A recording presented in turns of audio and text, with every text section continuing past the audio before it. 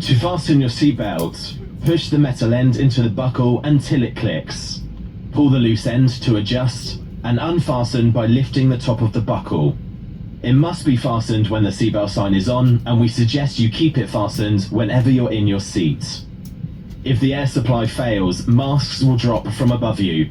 Pull a mask towards you to start the oxygen. Put the mask over your nose and mouth and breathe normally. Hold the mask in place with the strap. Pull on each side to adjust.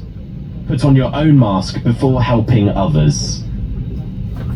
If we land on water, take a life jacket from under your seat. Remove it from the pouch and put it over your head. Pass the tapes around your waist and click together. Pull the strap to adjust.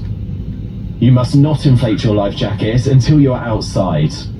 Once outside, inflate it by pulling the toggle. If it doesn't inflate or needs topping up, blow into the tube.